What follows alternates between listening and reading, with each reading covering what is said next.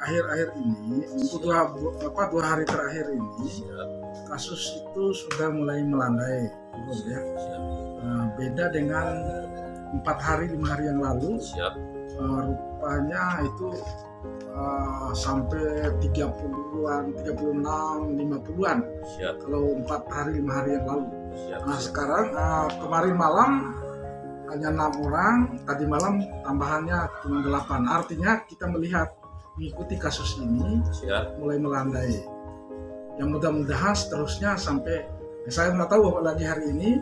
Ya. Kita harus melihat dari sisi NAR-nya, new all record-nya, Siap. dan cash. Untuk pencegahan virus ini apa tindakan selaku dari dinas kesehatan ini? Jadi pencegahannya tetap melakukan 5M itu. Siap. Jadi diharapkan menjaga jarak, mencuci tangan pakai sabun, selanjutnya tetap memakai masker, itu diutamakan. Jadi tetap disiplin itu, protokol kesehatan itu yang diharapkan. Dengan catatan upaya kita yang terakhir adalah ikhtiar kita, usaha kita adalah bagaimana caranya supaya melakukan ini, menerima vaksinasi. Karena itu adalah upaya kita yang ini mungkin yang terakhir. Ya usaha kita dengan terbentuknya kekebalan kelompok terutama herd immunity pada masyarakat, dan diharapkan bisa terjadi kekebalan dalam tubuh seseorang sehingga mungkin walaupun kena, Siap. tetapi tidak begitu berat mungkin. Izin ini Bu Gadis. Ini yang terdampak kan ini kan ada gedung yang udah terkena virus atau apa. Nah, apakah orang-orang ini dikarantina di rumah sakit atau dikarantina atau isolasi mandiri di rumah? Misalnya yang udah dahsyat itu. Yang sudah terkonfirmasi istilahnya, Siap. kalau sudah terkonfirmasi positif dari hasil rapid antigen, Siap.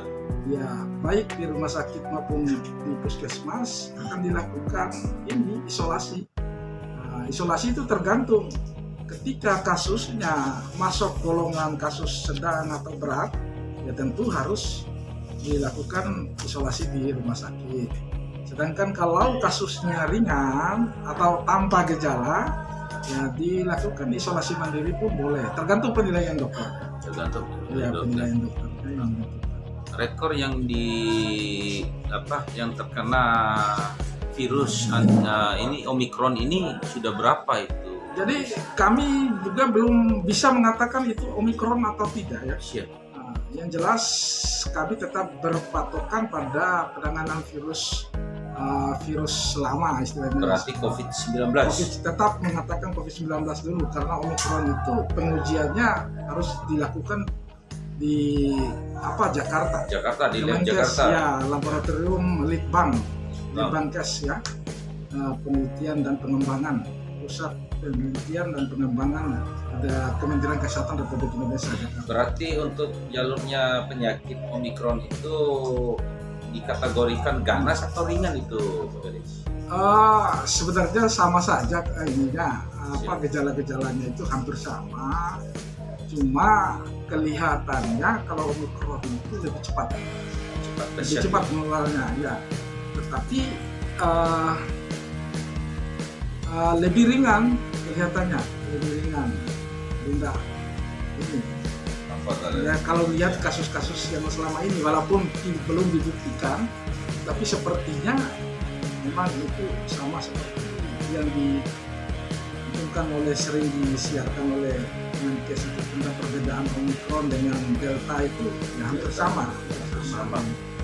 Nah, Omikron itu ternyata lebih singkat juga isolasinya. 5 hari aja. 5 hari. Kalaupun ada gejala lagi baru tambah 3 hari. Yang meninggal itu yang terdapat COVID-19 ini di Kabupaten Dompu itu sudah berapa? Sampai hari ini sudah 37 dari tahun 2000 ya.